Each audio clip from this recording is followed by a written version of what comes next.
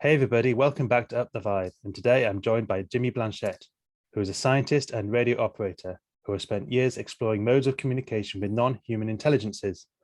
Together with his TARP antenna radio system, Jimmy has had numerous contact experiences with some he will share today. Hi Jimmy, how are you doing? Hey Joe, thanks for having me on the show. I appreciate the opportunity. I'm doing well. What about you? Excellent. I'm good, thank you. And it's great to have you on. It's taken a few months to organize this, but we've managed to get together. And I know you've been really busy with work and other podcasts and stuff. So I really appreciate you coming on and sharing what you have. Yeah, it's a pleasure, Joe. It's a pleasure. We have a lot of material, so that's I know not a you problem. I know you do. So we'll try and get through some of that today. And maybe, as I said earlier, maybe you could come on again in future and share some more stuff because I know you've got a lot of material. So I wonder if you could start by introducing yourself a bit and about how you started. And I think we're going to go into that a little bit in the slides you have. Yeah, I do have a few slides. I mean, I am, just so you know, I'm a French Canadian. I'm originally from Quebec, Canada, the French province of Quebec. That's where my funny accent is coming from. Yeah. I moved to the US in 2002, and I spent, I've been here since essentially. I now live in Arizona, I am a scientist. Well, I do have a bachelor degree in chemistry. But I'm also, deep into, I love engineering work and so on. And so I've been, for the purpose of what's relevant to this podcast, I mean, I have been an amateur radio operator since childhood, really, since my teenager years, with a passion, for building antennas and, doing communication. And most recently, fast forward many years or decades, in 2013, I became interested in a contact modality called moon-bound communication. And that's a bit how I got into this radio contact modality. So we'll expand on that for sure. Sure. And I think I've heard from you, I think it was with another podcast, that you didn't stumble on it randomly. You may have had some sort of, shall we say, download or some sort of voice in your head telling you to look into this area. Well, yeah, this I've had I am an experiencer, and so I've had many out-of-body experience, all throughout my life. More when I was younger, actually, for some reason. And yeah, so it's there are many signs that I recognize that it feels like it was planned in a certain way.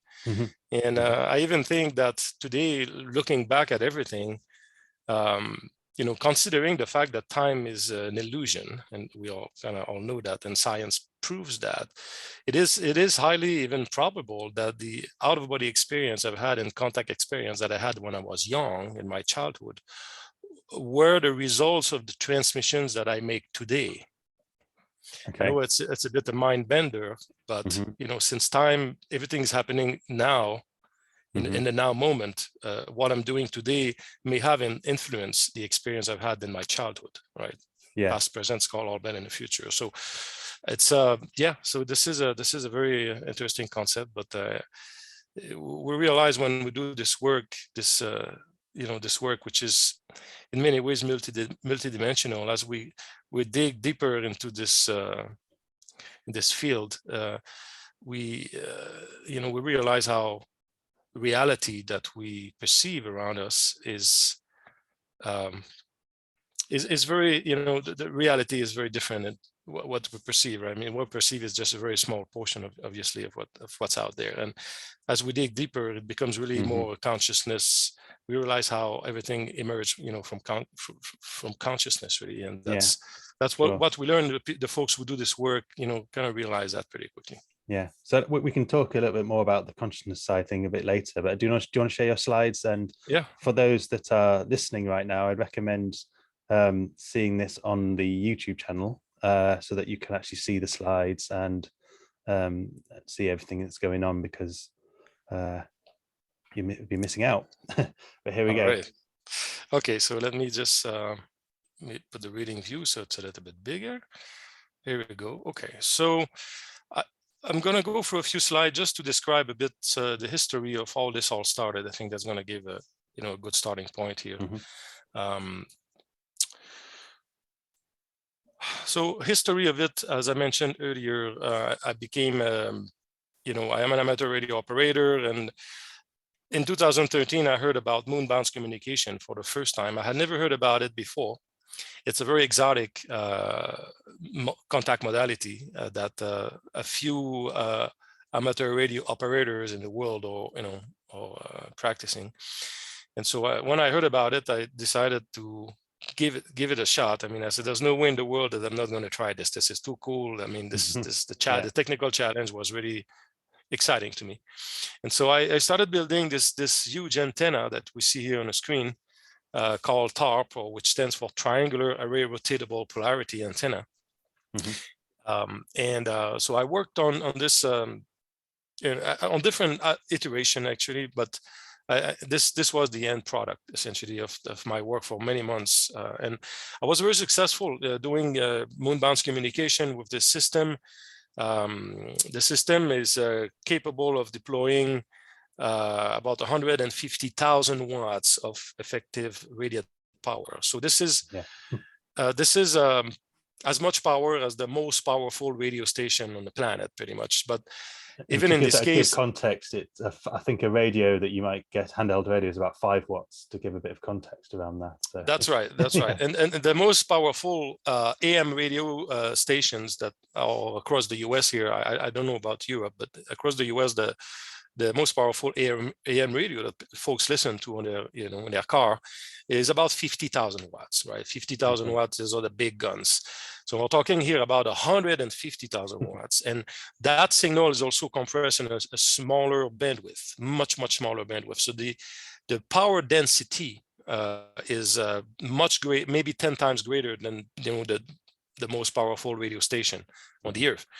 So, and because of that, obviously the signal has the capacities to stand out of the planetary background, obviously, because of that.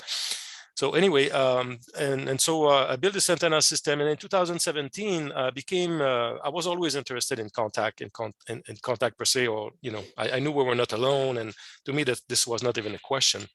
I knew we were visited. Anyone who does any kind of research, serious research, realized that pretty quickly. I mean, gets to that conclusion. Even the governments who have been hiding the presence of ETs for decades or not admitting, there's something out there. So it's, it's very known now.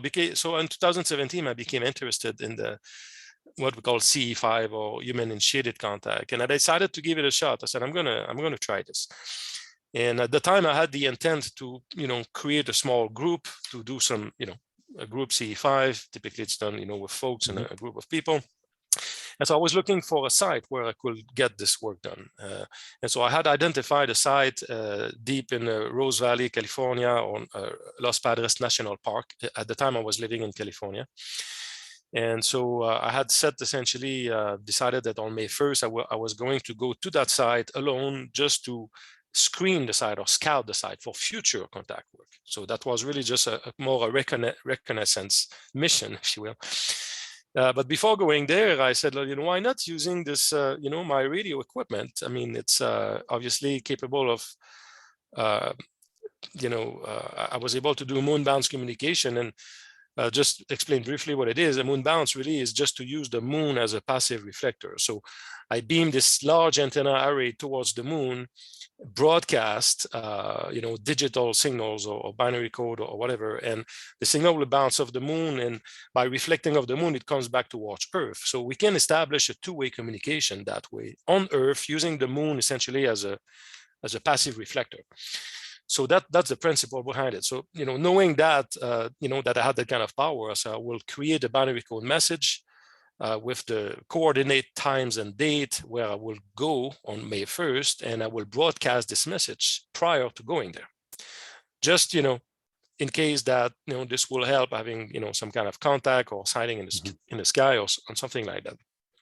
But I really didn't have any, honestly, any kind of hope or any expectation of that. So I did it more for, I felt I needed to do that.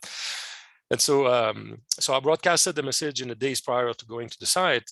And so on May 1st, I went to the site that I had identified. It was close to a lake. So it was a beautiful area in Los Padres National Park. far from everything. So, you know, that location, there was no cell signal, nothing. I mean, it's so far away from, you know, human installations, or that it was really deep. And so there was no, you know, possibility of interference or anything like that. And I had purposely chosen the site to avoid any kind of light pollution, right, as well.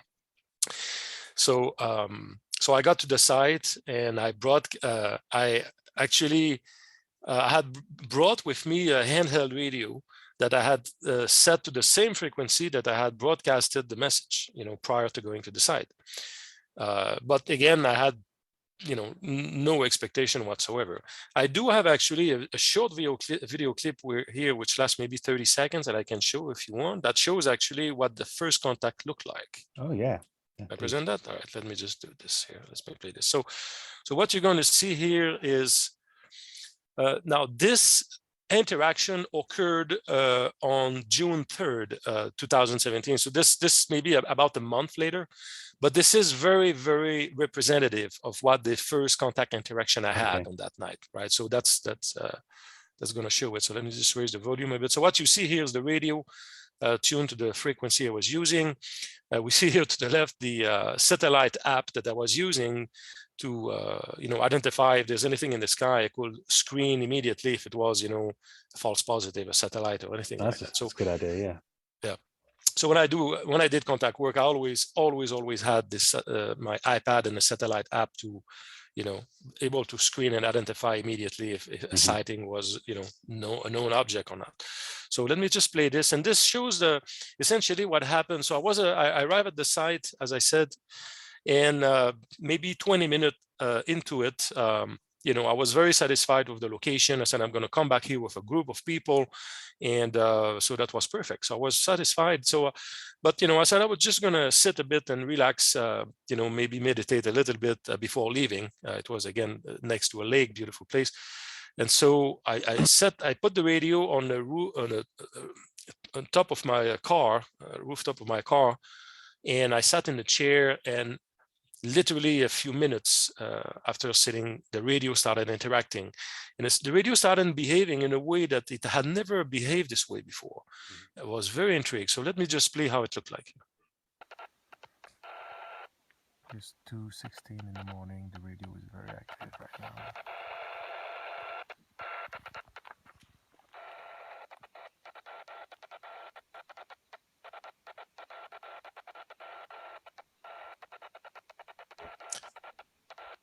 So we can see let me just press pause here. So the interaction is very crisp, is very modulated. It's not like a from a kind of, you know, typical FM radio that we hear. It's a very, very modulated. And so the radio was behaving this way. And again, for the first time, I had been using this radio for satellite communication and other, you know, purposes. The radio had never behaved this way before. Never in my life I had seen the radio behave this way. So I couldn't understand what was happening. But quite honestly, I didn't make the connection. I didn't think immediately that this was a reply to my broadcast, right? I mean, there were many things I wanted to do or eliminate in terms of possibilities before reaching that conclusion, right? So there's no way I would have reached that conclusion that easily. So I just ended up going back home, again, not even connecting the dots here. And I was annoyed at the moment, because I was trying to meditate in the chair, and radio was making all this weird noise and going crazy for no reason. I didn't understand why, right? So I went back home, and but I was intrigued. So I said, look, if this interaction is an interference of some sort, which didn't make sense because I was so deep in the Los Padres National Park, there's no cell signal there. There's nothing in the middle of the night. I mean, nothing could interfere there, right? But I said, I will just keep the radio and set it on my belt and go in the city downtown, you know, and just do my business and see if it's triggered by any kind of interference, Wi-Fi or anything like that. It should happen while I am in downtown in the city, right? And so that's what I did. And I carried the radio with me all week, and nothing happened. The radio was absolutely, completely silent. And so I was very intrigued by that. I even tried to use my large radio station and make transmissions really nearby the handheld radio to see if I could trigger some kind of reaction. Nothing happened. The radio was completely silent. So that was very intriguing. So can I interject in terms of I've had Gary Borst on here and Walter Rucker, and we talked about the radios, and he had 3 radios, but only one of them was going off. So I think that's one aspect of this. I don't know if you discovered that by then, but if yes, you've got 2 radios, that's a very important aspect of it. I'm going to get to it in a second here. Sure. And so anyway, so the following weekend, I went back to the site. I was with somebody else at the time, and I repeated the experience. That was one of the person that I intended to bring as part of the group. We got to the site, and a few minutes after our arrival, the very same thing happened again. The radio started doing the very same thing that it had done, on the day of first contact, if you will.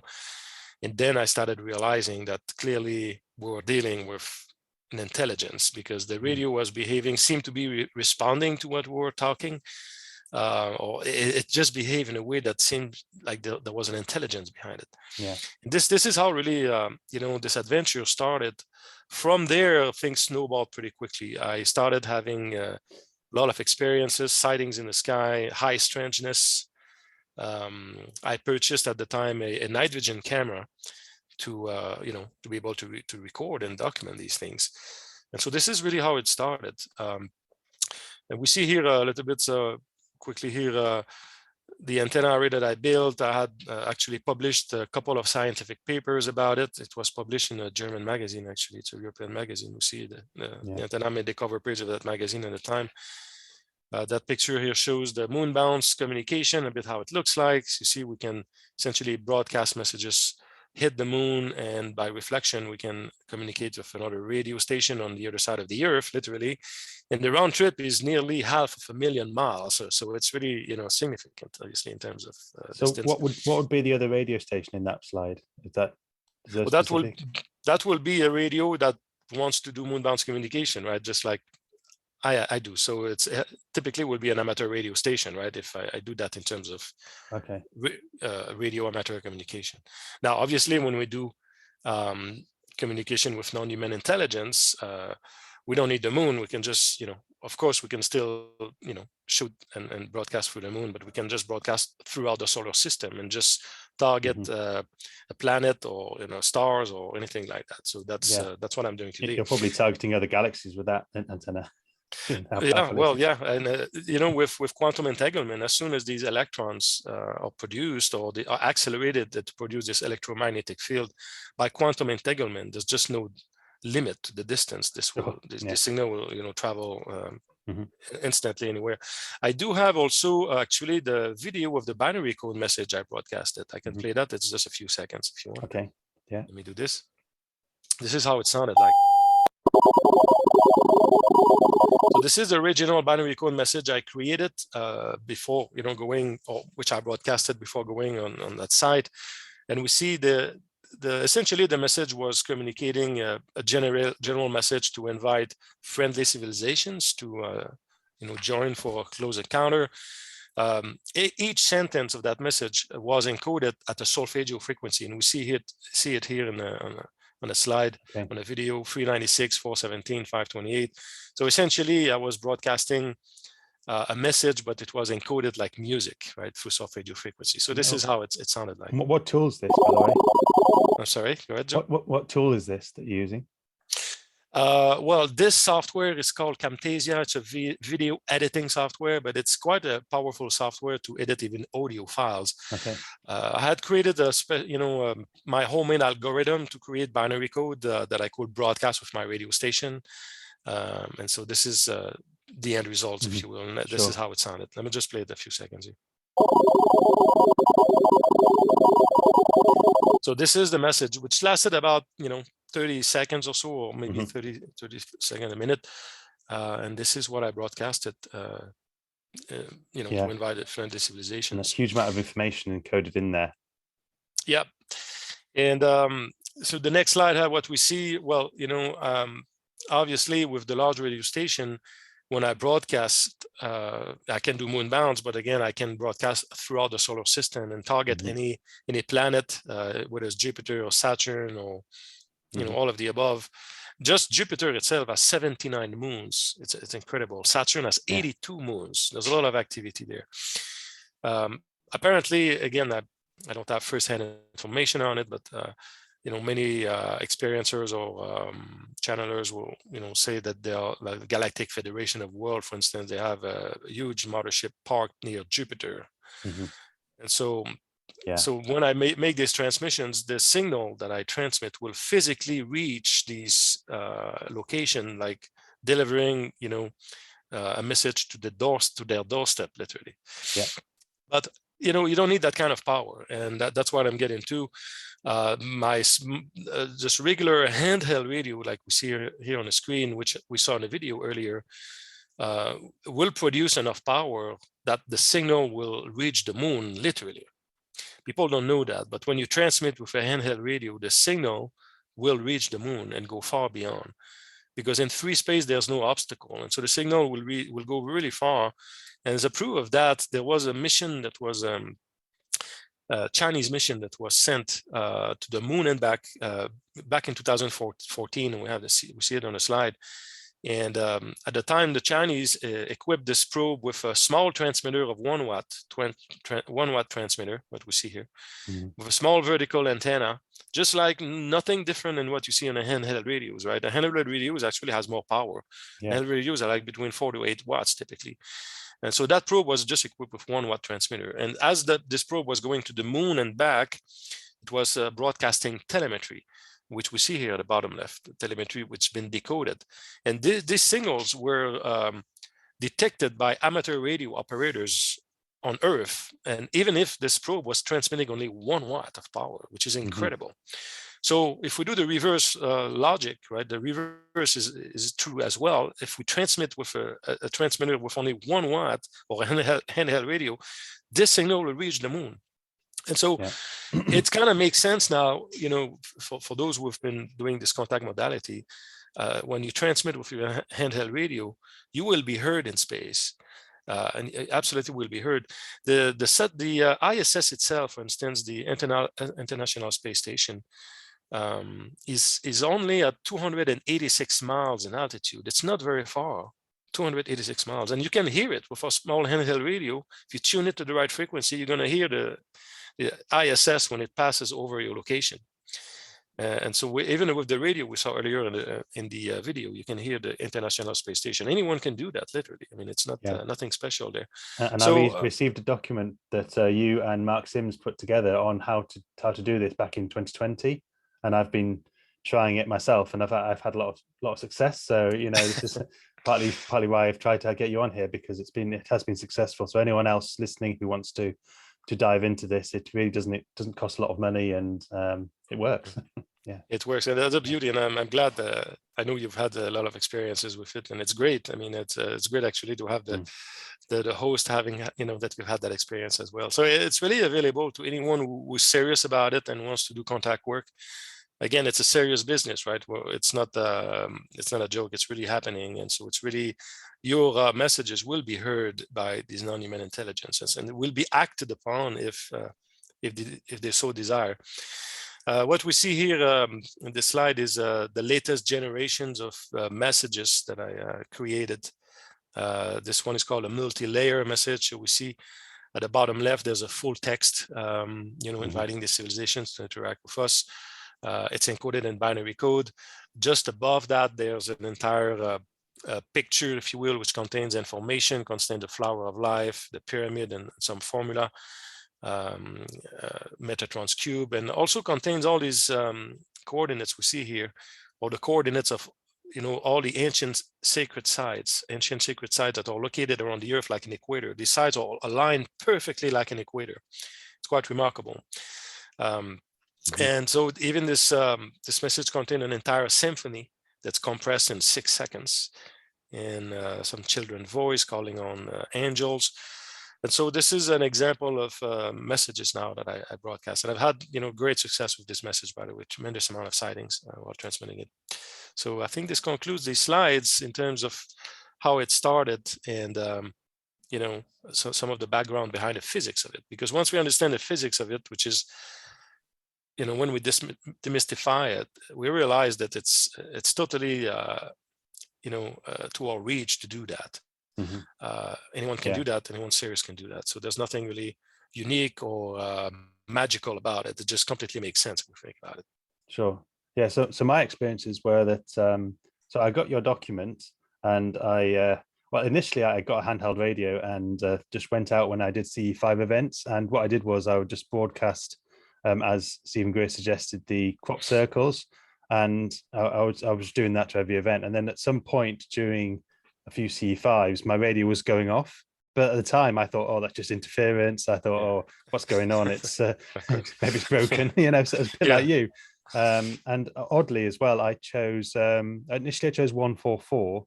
Not, I think it's because of the 144,000 and a lot of meditations talking about 144 and everything. There's a lot of connection to that number, so I chose that number. And then I thought, well, there could be other people on that, so I went to 144.1.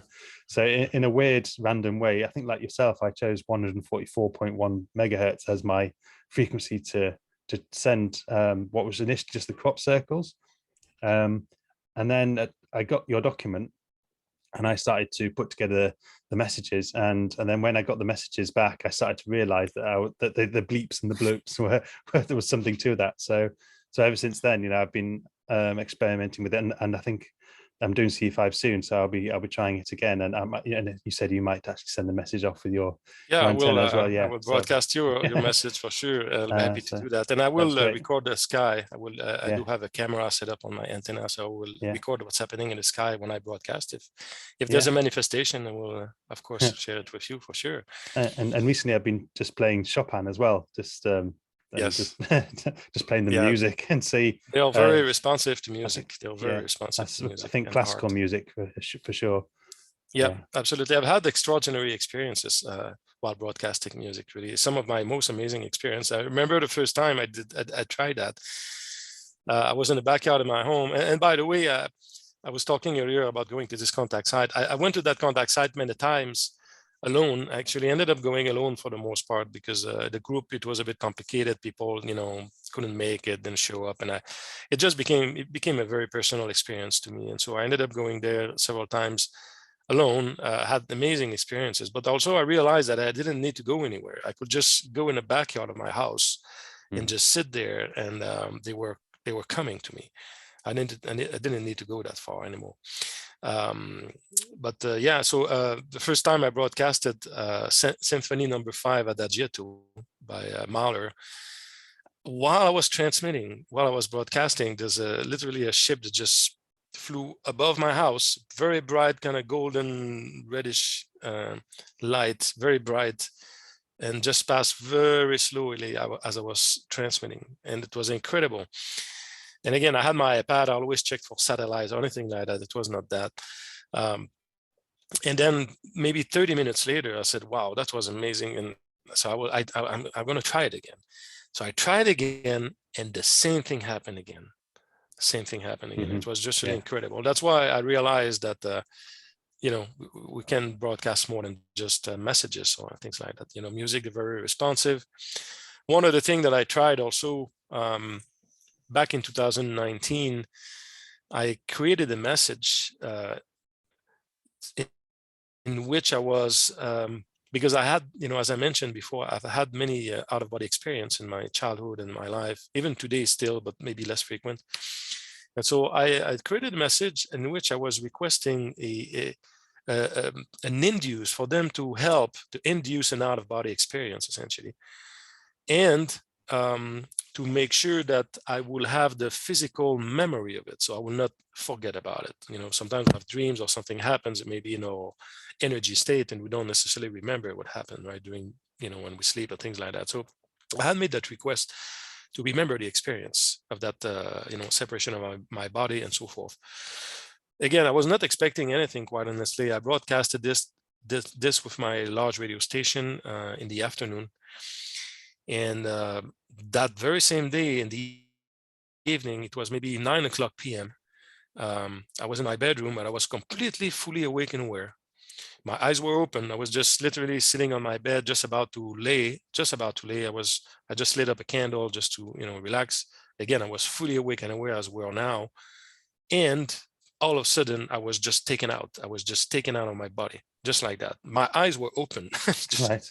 Okay. You know, it's one thing when it happened if you're sleeping or you have a sleep or some kind of meditation state, but it was not the case. My eyes were physically open and I was taken out of my body just as I requested. It was an incredible experience. And what I saw when I exited my body, I saw a bright light. Maybe it seemed like, you know, same experience that the people who have a near-death experience will relate, that they see a very bright light. And I felt a lot of love as well. It felt like I was coming back home, right? And I remember opening up my arms to that experience, not physical arm, obviously, but my etheric, if you will, arms. I was welcoming the experience. I understood immediately what was happening, and I was very happy about it. And shortly after, I just blacked out. Then I don't remember what happened. So I don't know if they took me somewhere or took my energy body somewhere, you know, entirely. So how long were you out of body then, roughly? Well, it's hard because there's just no time. Okay. In that state, right? It's hard to judge. All I can say is that I remember very well getting out of my body and that transition. I was seeing the light. I could have the feeling that I was coming back home. And it was a very pleasant experience. And as I was approaching the slide, that's where at some point I just blacked out, and I don't remember what happened after. Okay. And but your eyes were open and the whole time. Well, my eyes were open when I exited my body. Of course, when I exited my body, I don't know what happened to my body. No. It was my energy body that. But your visuals of the experience, were they changing as you went out of body, or were they? What was your visual experience? My visual was this very bright light in front of me. You know, that's just like I exited my body and I could see this very bright light and the feeling that goes with it. How to describe, you know, in this dimension, in this third dimension. Yeah, I've heard other people describing it, and that when you mentioned feeling of going back home is quoted quite a lot. And so, and that's when I realized that this was a profound experience, because also it was the first time I made such a request through the radio. And for that experience to occur exactly as I had requested was a very, very powerful confirmation. Well, not that I needed the confirmation. I had so many sightings, but it was a powerful confirmation that they are really receiving this message very specifically, and they had to obviously process this message, you know, and understand it and act. They acted upon it very specifically in a very specific way. So it means that, you know, whatever we broadcast out there is clearly received, decoded, and if it is safe and appropriate for them, they will act upon it. And so that's why it's a real serious business. But it also opens the door to a lot of things, because from after that experience, and after having, you know, had this energetic experience, I realized, for instance, I could, and I did several times, broadcast messages for people who had health problems, health challenges. And so even as of today, I still once in a while broadcast messages to requesting healing assistance for people who are, you know, undergoing health challenges, serious health challenges. And I've had myself, and for all of those who have done this, it's hard to prove, because, you know, how do you prove this, right? All I can say is that folks that I broadcasted the message for, they all recovered. They all back on their feet. Again, impossible to prove it if it's the transmission had any effect. I'm sure these transmissions were received, because they've always been received. You know, even on myself, I know for myself though that I've had. It's maybe a couple of years ago, 2 or 3 years ago, I've had an episode of back pain. You know, I played a lot of ice hockey in Canada. Again, I'm you know, from Quebec, Canada. So I played a lot of ice hockey and developed some back pain, you know, over the years, and I've had a lot of problem with lower back pain.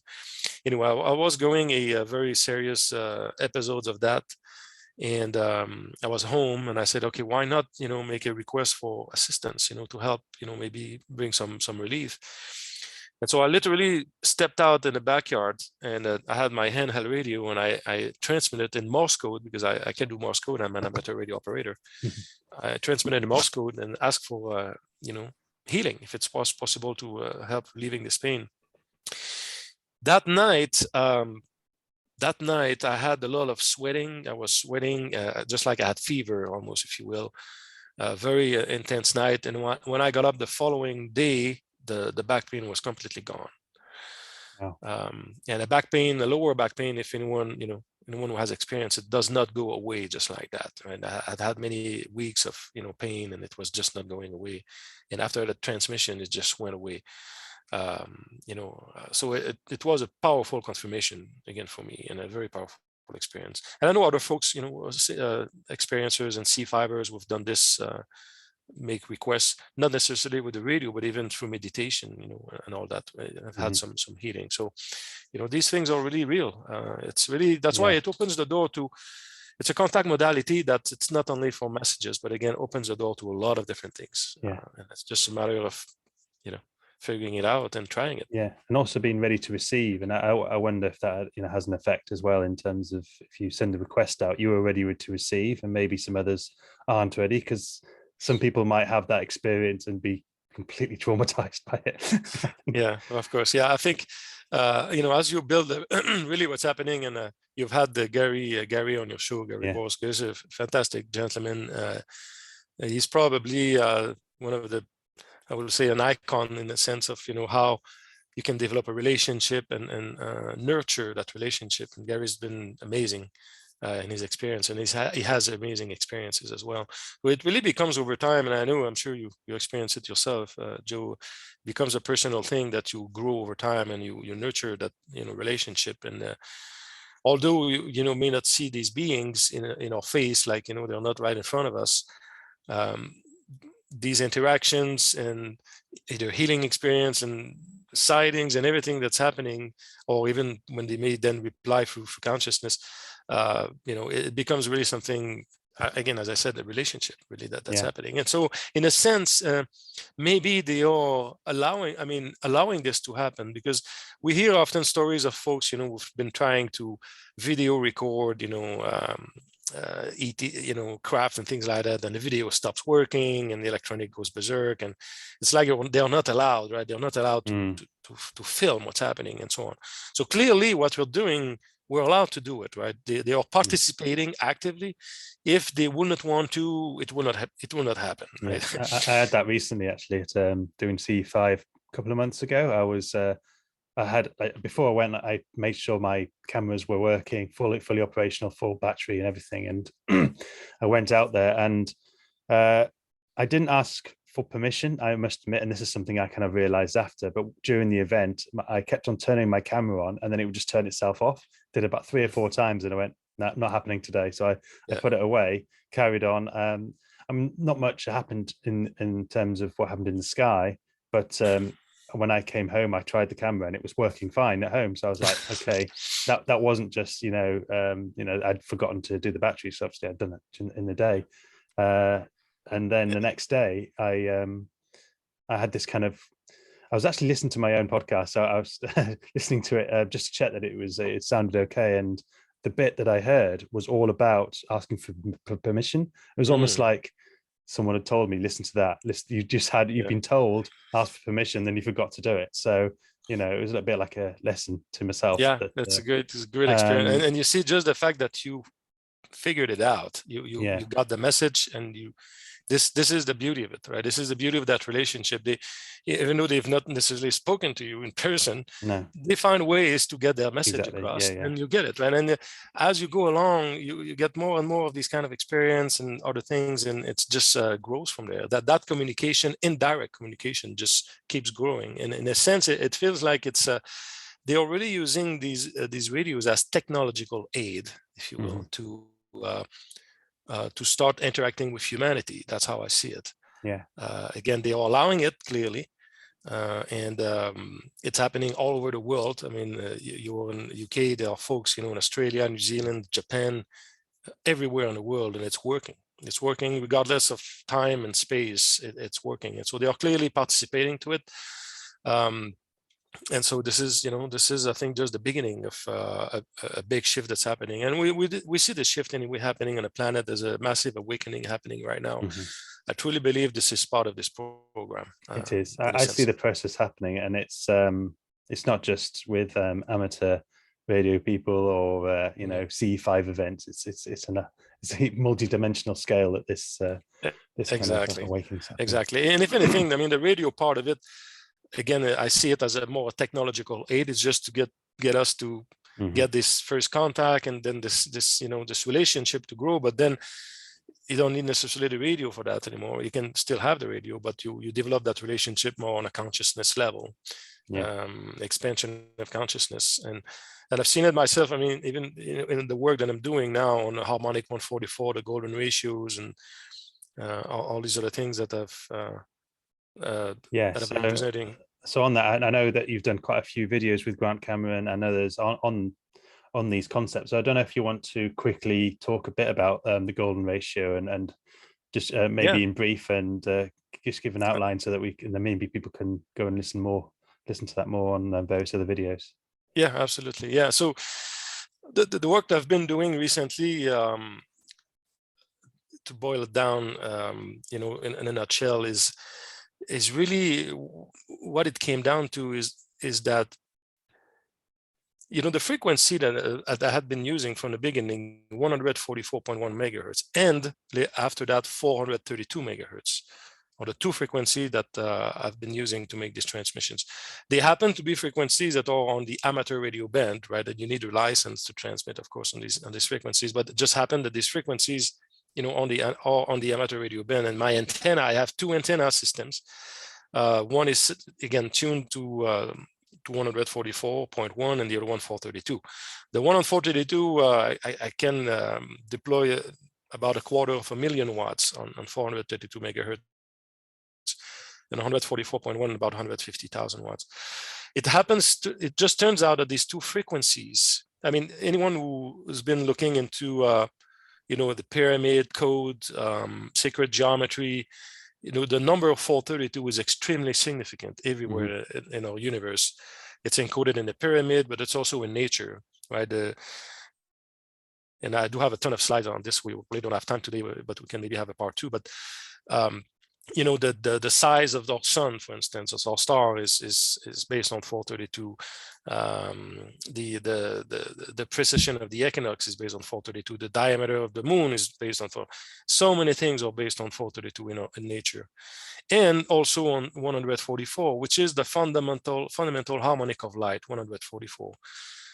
That number we see, as you mentioned earlier, we see it everywhere in the scriptures. It's encoded everywhere. And most recently, there's a gentleman called Jane 108, he's in Australia, is an expert in sacred geometry. About a year and a half ago, discovered that the flower of life itself contained 144 components to it. So if you count the number of petals, you know, in the flower of life, and the little kind of triangles that are embedded in it, you count these components, they add up to 144. Is this connected to Drumvelo Melchizedek? Yeah, I mean, absolutely. Exactly. And so, I mean, anybody who study this, you know, understands the flower of life contains all the ingredients for creation, right? Contains all the platonic solids. You can extract essentially all the mathematics out of the flower of life, and at the quantum level, that's how creation operates, you know, using the flower of life, if you will, in terms of geometry, to boil it down simply. And so the fact that there are 144 components in the flower of life is remarkable. And when I realized that, along with the golden ratio, and the golden ratio, to make a little parenthesis here, you know, I realized that 144 was everywhere, and I was doing calculations, and many things just were resonating with 144 in our universe, and I found it amazing. But I was missing one of the key ingredients, and that key ingredient was the golden ratio. And the golden ratio itself, incredibly, was communicated, believe it or not, through sightings. There's a triangular craft that had already manifested itself like on 3 different occasions. And one of my colleague, actually, who's been working on me, David Sarita, had noticed a relationship with the golden ratio, you know, in the initial sightings. But, you know, there was really we didn't do work on it or anything like that. But after the 3rd sighting of the golden ratio, a triangular craft, that is how the idea came to me. I said, wait a minute here, right? I mean, clearly there's an insistence on this golden ratio. And when I integrated this information with the harmonic 144, it was absolutely incredible, because all the physics and mathematics essentially have an equivalent in terms of harmonic based on 144, 432, and the golden ratio.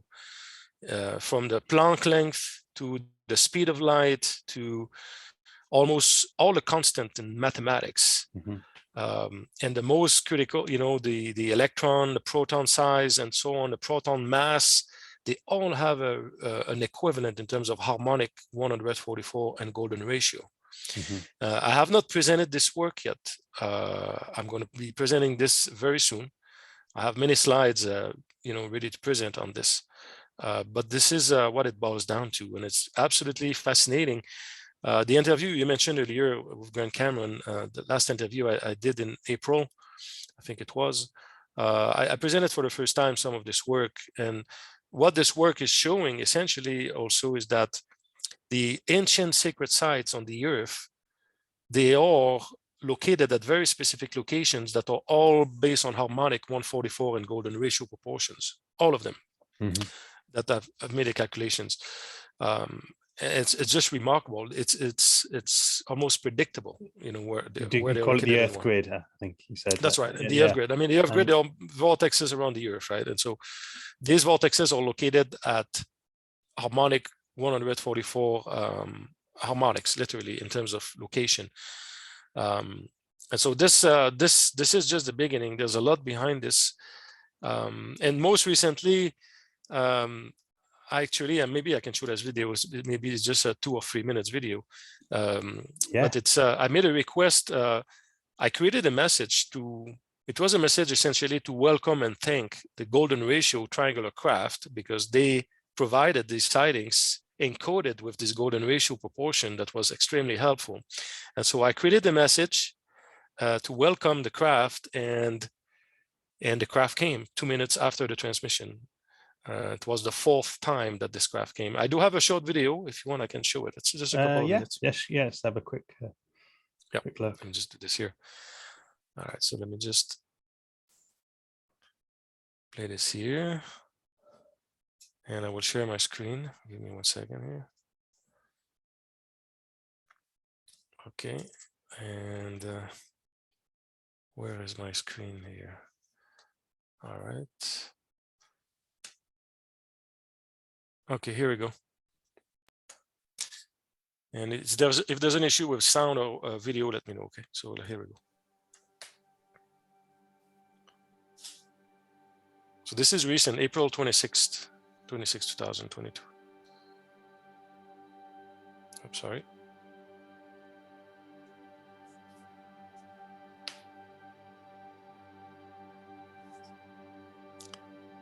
So that's your desk. Got a lot of monitors.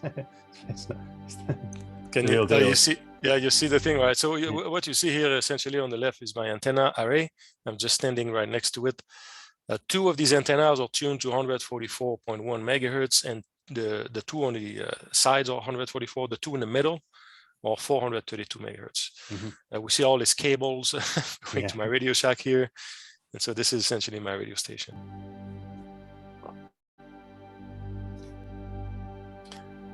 So this transmission was towards Arcturus, just because it's just very visible at this time of the year. This was on April 23rd, actually, 10:15 p.m. And so we'll see what we're going to see next is the actual message that was transmitted and what happened after. So it's just a couple of minutes.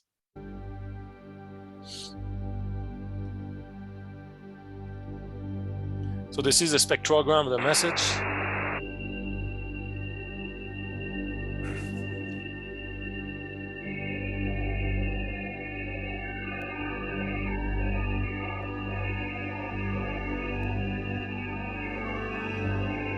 The message is quite alien in itself.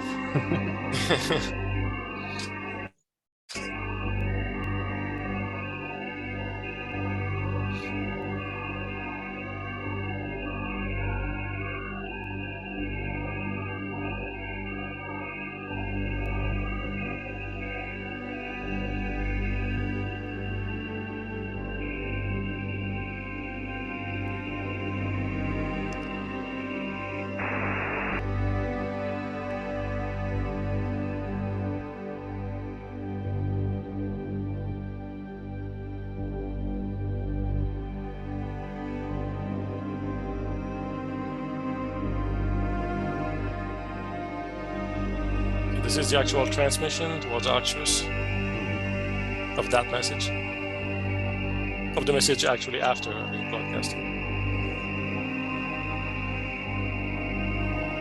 Oh yeah. We'll see it again zoomed in.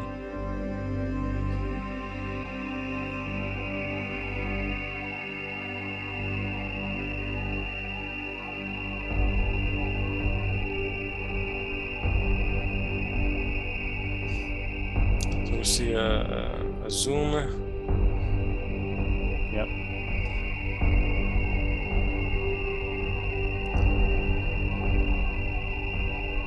So we see here, you see this this distance here. Yeah. And this distance is all golden ratio proportion. So if you divide this side, this segment by this side, you get the golden ratio. Yeah. If you divide the long side divided by this one here, you get the golden ratio. And amazingly, if you divide the long side of this triangle by the smallest side, you get the golden ratio squared. Okay. You get the golden ratio in every proportion that you look at it. And I have actually a slide here. Okay, we see the kind of screen capture. Yeah. And we see a bit how the golden ratio is. And that's another one there, and that's December 5th. Yeah, so this is essentially the third, this was the fourth manifestation. It came 3 times prior to that, December 5th, December 25th, and February 5th. So you think it's one triangular craft and not 3 craft, or well, how to say, right? It's hard to say. Yeah. I'm assuming I'm saying craft because we need to put a name to what we're talking about. But yeah. If these are 3 separate lights or craft, if you will, they are perfectly synchronized, right? Because they just popped in and out in our dimension instantly, but together at the same time. And if we look here, the mathematics of it, as I described earlier, you see the representation here of the shape exactly. And again, as I said, if we divide any side of this triangle by any other side, we always get either the golden ratio or the golden ratio squared, as we see at the bottom here. Remarkable. I didn't even know actually that this shape existed.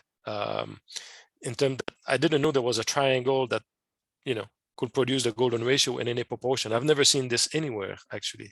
And so that's something that I need to research, but I have not seen this shape anywhere. So it's quite remarkable and unique in a sense. And this happened to be the piece of information that was missing in the work that I was doing. Yeah. About the earth grid and so on. And so this is really an example of communication, if you will, not verbal, but, you know, they gave us this little crumbs of bread, and, you know. Sure. And but it must carry a huge amount of importance, because we see it in terms of how the pyramids are built, and all the you know, the mathematics around that, and also, as you said, about all the different locations of various ancestral sites and all around the world, and how closely linked they are to this earth grid. So oh, absolutely. Yeah. This is massively important. I mean, the harmonic 144 and golden ratio, and I include 432 there, but 432 is just the third harmonic of 144, right? If you take 144 times 3, you get 432. So that's why I'm just talking about 144 and golden ratio. But even the Schumann resonance, for instance, and I will show in the calculations that it's remarkable. The Schumann resonance frequency of the Earth itself is in perfect harmony with the reciprocal of harmonic 144. The speed of sound in water is in harmony with the harmonic 144. If you go into physics, the Planck length itself, the proton mass, the size of the electron and the proton, I mean, it goes into the quantum world itself, quantum physics. And you can even explain actually the solstice is tomorrow, right, on the 21st of June. But like the equinox, right? We all knew about the spring equinox, for instance. People say that the spring equinox, you know, there's a portal opening, right, during the equinox. It's a time you can have a spiritual experience or mystical experience. There's all kind of account of very special things happening in the spring equinox. And if we see like the complex itself, the pyramid in Chichen Itza, you know, there are many pyramids around the world that are all kind of aligned, you know, for this solstice or equinox time. I think we're at the summer solstice right now, aren't we? This is the That's 21st. right. Yeah, That's right. Exactly. it seems. So, but why, right? Why, the question is why, what's happening that's so special at this, for instance, at the spring equinox? Well, when we look at it using harmonic 144 and we made the calculation, and you will see it in the interview with Grant that I did recently. Actually, no, I didn't present this. It's going to be in the next iteration.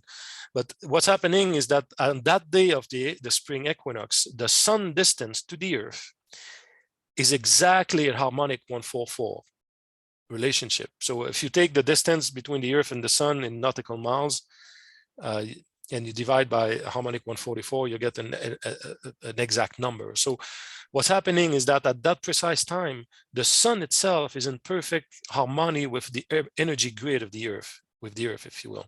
Okay. It's just like the space-time was eliminated, if you will. And you have a portal that opens at that precise moment because of that. But the reason is, again, it's all related to the harmonic 144, which is the harmonic of the Earth grid itself, okay, and the harmonic of light. I mean, we know, anyone who studied physics a little bit and quantum physics, we are made of, everything in the universe is made of vibration, right? Frequency vibration. Even the material world that we see as, we touch as being solid and, is in itself energy, right? It's just light energy that's vibrating at certain frequency. Yeah. So it's we really live in a holographic universe, right? Everything is vibration, light vibration in this holographic universe. Yeah. Every point of that holographic universe is connected to every other points, right? That's why we say everything is one, right? Because it's all this holographic universe. And the key ingredient of that holographic universe is the fundamental harmonic of light 144. That's why it makes sense. There are 144 components in the flower of life itself, in the creation. But the fundamental harmonic is that harmonic 144. And what is responsible for fractality in our universe is the golden ratio. Everything that grows in our universe is based on, golden ratio proportions. So these two combined, the harmonic 144 and the golden ratio, with these two ingredients, you can explain almost everything in the universe. It's quite remarkable. And I'm very excited. I'll be very excited to present this work very soon. That's a very bold statement, and I do hope that to a certain extent the sort of academia grabs onto this at some point, and yeah, the math is pretty solid. I mean, the math is the math, right? You can't cheat the mathematics. And when we calculate all these equations, even the pi, if you look at all the mathematical constant, like the pi constant or the E constant, which is the natural number or natural constant, they all have a root in harmonic 144 and golden ratio. It's remarkable, very high accuracy. And so, so this is what all this experience has led to, and then it keeps going in all kind of directions that I had not anticipated, really. Yeah, I was wondering the other day, and it was just a random thought, might have no basis, but we talk in terms of base 10 in terms of our numerics. But if we were able to convert that to something maybe base phi or something, maybe the whole universe or all the mathematics wouldn't be so irrational and bizarre. It's a good point. Well, what you're saying is an important point. For instance, if we look at frequencies, right? The frequencies, when we look at frequencies, a frequency is an oscillation per second, right? Per unit of second, per unit of time. That's what a frequency is, a number of oscillation per second. The second, as we understand them, are based on human time, right? It's based on 24 hours a day with 60 seconds a minute, 60 minutes in an hour, and so on. It's based on a scale that the human have developed. But it doesn't mean that is the proper scale to have a view of the universe, if you will. When we use a different scale of time, if we use, instead of a 24 hours base scale, if we use a 27 hours base scale of time, and it's actually a technique that was developed by Bruce Cathy decades ago, right? If you use a 27 instead of 24 basis, the 27 is in harmony with geometry, right? 27 if you look even in time, they're all like 27, the moon rotation cycle and revolution cycle is based on 27 days. The human fertility cycle, there are 27 days between each cycle.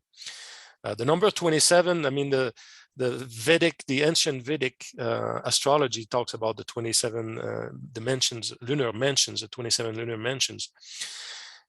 27 is also based on a hypercube geometry, right? 3 times 3 times 3 then gives 27. And 27 itself, in terms of octaves, you get 27, 54, 108, 216, you get to 432, which is magical number again. So this 27 is the proper basis of time to connect mathematics and so on to geometry. And when we do that and we calculate the frequency on a 27-hour base instead of 24 hours base, we get a completely different picture. And as I said, for instance, if we take the Schumann resonance of the Earth, which is 7.83 hertz, right? That's the frequency of the Earth, 7.83 hertz. And we calculate that, but on a 27-hour basis instead of 24-hour basis, we realize that the Schumann resonance is exactly in tune with harmonic 144, the reciprocal of harmonic 144. Okay. So that information is only available if you calculate the frequency using the proper time scale, right? And that's why, in a sense, we may not have been using the proper time scale or scale of dimension length on the Earth, and that's why we've been blinded, if you will, by it does seem that way. It does seem that way in terms of our measurements of time and of distance as well. I mean, there's the cubit was used as is that right? The pyramid inch is also called, I think, in terms of the distance, and our nautical miles. All these measurements that were once used, they seem to have disappeared or being less used. And I wonder if there's if it's a natural or if some sort of higher intelligence is disturbing our way to measure things so that we find it difficult to understand the fundamentals of reality. It's a good point. It's hard to say if it's been done purposely this way or not, but you talked about the qubit, right? The qubit, that's the fundamental measurement unit, like the pyramid and many constructions. Well, if we consider the qubit as an antenna, right, the length of a qubit, which is a 0.52365 meter, to about half a meter long is a qubit. If we consider this length as an antenna and we calculate the corresponding resonant frequency to that antenna, what's the frequency? 144 megahertz. Yeah, so it's remarkable. Pops up again and again, doesn't it? It pops up again, and so it's remarkable because this 144 comes back again, right? And again, if we represent our reality as being vibration, frequency vibrations, well, the qubit, as we see it as a length, right, a physical dimension, has an equivalent in terms of frequency vibration, and that frequency vibration is related to 144. Yeah, and the golden root also, which is the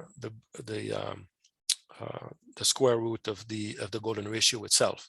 Yeah, and so it's all connected. When we start looking at the universe that way, we realize we start making these connections that we've not been able to make before. But we need to use the proper unit of time, the proper unit of length, and then we get the total picture. And again, I want to credit the work of Bruce Cathy that we've developed this technique decades ago to connect physics and mathematics to geometry, really, and to frequency to geometry. And so we see the results, when we look at the world this way. And what are your thoughts on what consciousness is? We talked a little bit about earlier. I don't know if you want to elaborate on your thoughts around how it, as I assume you like me, see it as fundamental and not matter being fundamental to the universe. Oh yeah, no, absolutely. I mean, it's it's a journey. When we start looking into these things, I think folks needs to they need to do their research and kind of convince themselves, right? They need to find their own reality, in a sense, in that regard. But for my personal experience, it's very quickly it converges to that. I mean, if we look at it from a physics standpoint or just science standpoint, that's what all the paradoxes are telling us, and everything we know about physics and energy and frequency. It all comes down to the fact that we live in this holographic universe where everything is connected to everything. Everything is one, essentially. made of frequency vibrations. Really, that's what it comes down to. And our consciousness is, I mean, it's hard to explain, what this is exactly, right? Yeah. But I'm not sure if I will find the right words for it. But really, that's what driving everything is. Everything is consciousness. Really. Everything is energy consciousness, and we see it when we start looking at things this way. That's where the expansion of our consciousness takes place, and we start opening up the door to experiences, but also to information, that comes our way. Yeah. And I've had many of that myself.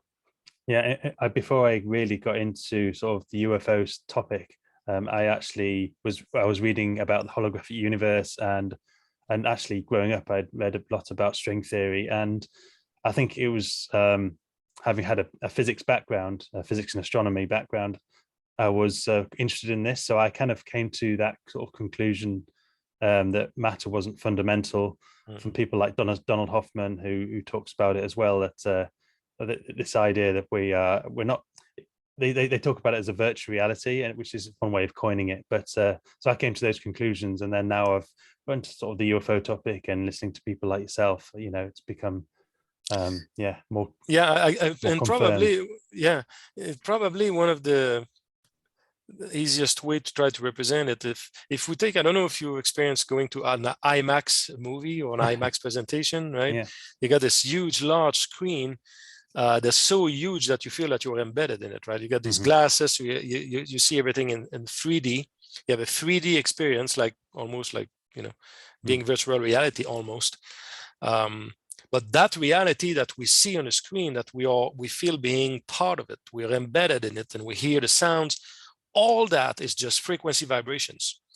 That entire reality that's being created is light. I mean, right? We're just hit with this light and sound vibrations. That's all it is. But for us, when it's being processed by our brain and our physical body, it becomes our reality. And so the reality we live in right now is no different than the IMAX movie. It's just that we're all inside the body, if you will, our consciousness, if you will, and we're all just, interpreting these frequency vibrations and create, a reality out of it.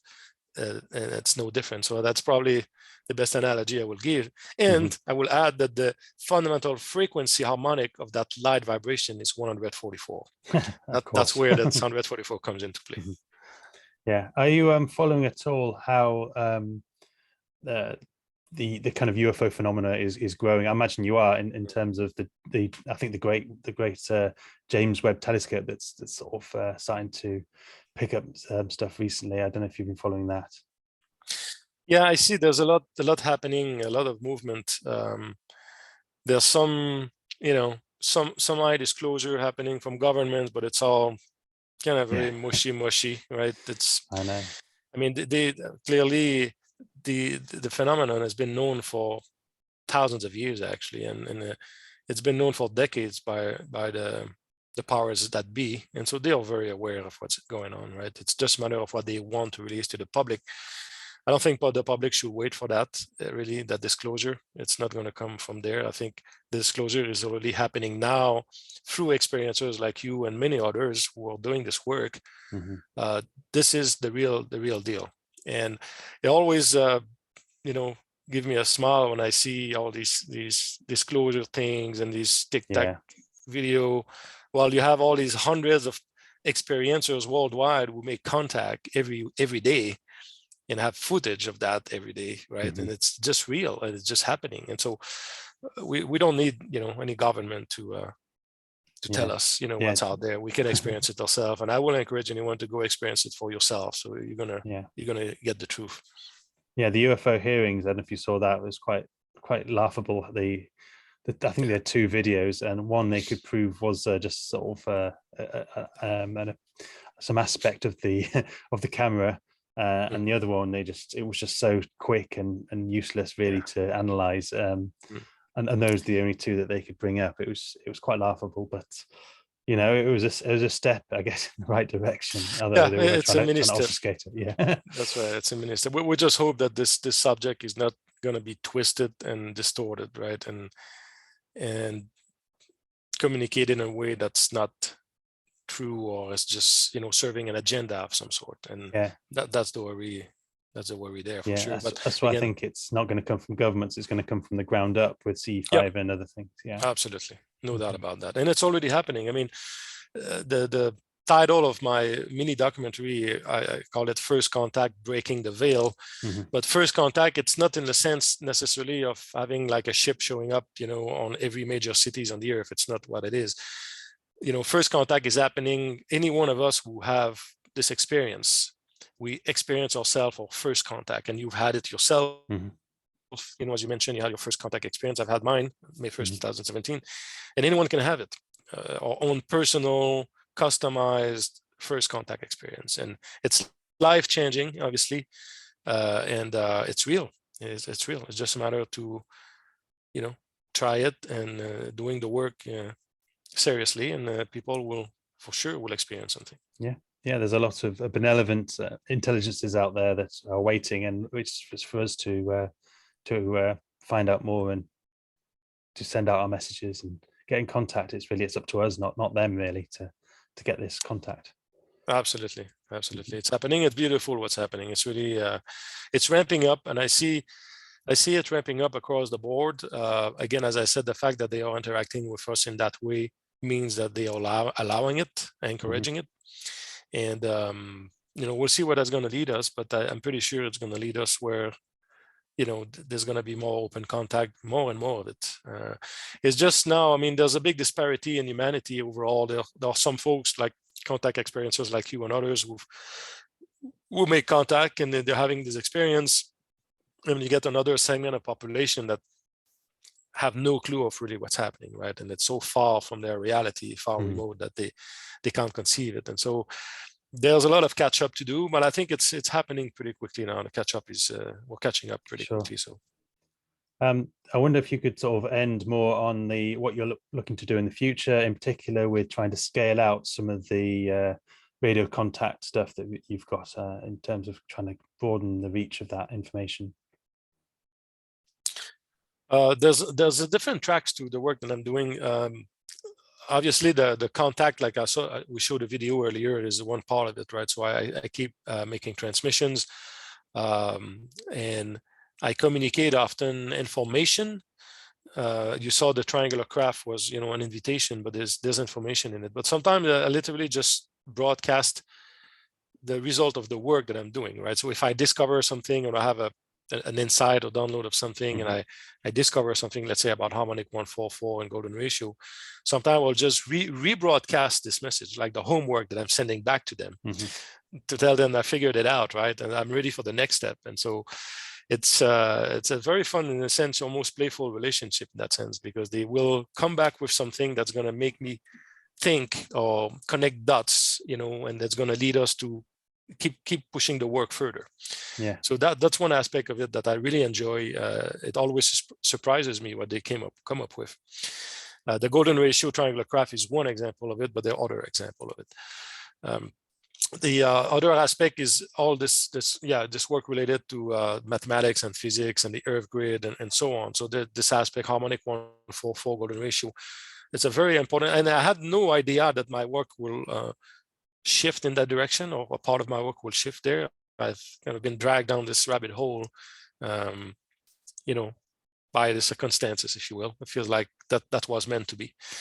That's one other part of it. Another part of it is I like to help people out there to make contact. So I broadcast messages on behalf of other folks who have C5 events, just like we're going to have one in a few days.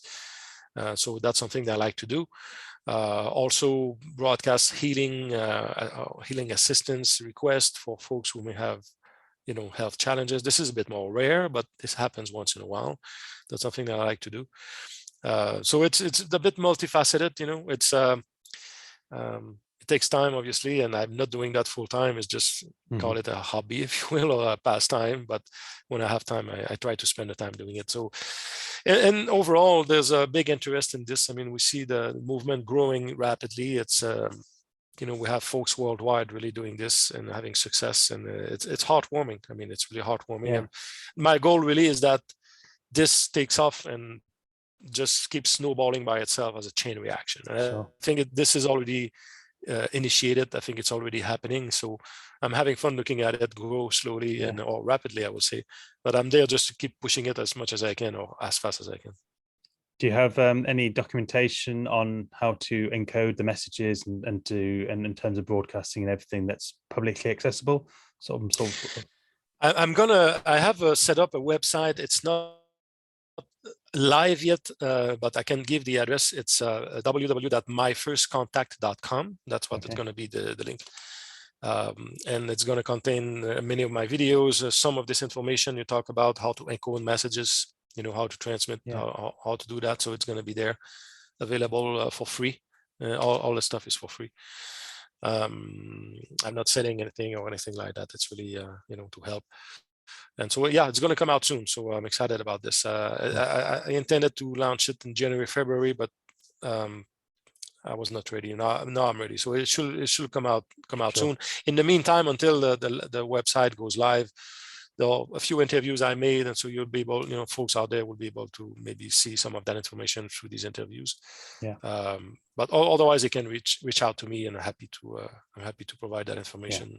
Sure. I'll share some of the videos that you've done with Grant Cameron as well on this, so that people can find out more about you and discover a bit more about all the mathematics and all the amazing stuff that you've discovered. So, so thank you for doing this. It's been amazing chatting to you and discovering all this information and sharing it with everyone listening. So thank you again. Well, it's a pleasure, Joe. It's a pleasure, and again, I encourage everyone to look into this. Doesn't mean that everybody will be ready or wants to do it, but if the folks out there are ready to make contact and have a life-changing experience, that's certainly one way to do it. There are other modalities, obviously, that people can try, but I've been successful doing this, and what I like about this contact modality is that there's a physical aspect to this that's helping us a little bit, right? We start from so far behind that having this technological aid that's connected to our physical world is really helpful, right? These small handheld radios I'm talking about. Some folks will be very proficient and will just do that through meditation, for consciousness, and that's all good. I mean, it's all fine, right? So, but there's just one more modality, I think, that makes it a bit easier to initiate contact. And once you've established that connection, then it's just a matter of nurturing it and grow it, and it's happening. Yeah, thank you. Yeah, that's fantastic. Okay, and then hopefully we'll speak again another time, do a part 2, maybe go into a bit more details. Yeah, for sure. And thanks, Joe, for the opportunity. And again, I will be happy to broadcast your message, and I will record what's happening in the sky. And if I get something, I will send it away. Perfect. Thank you.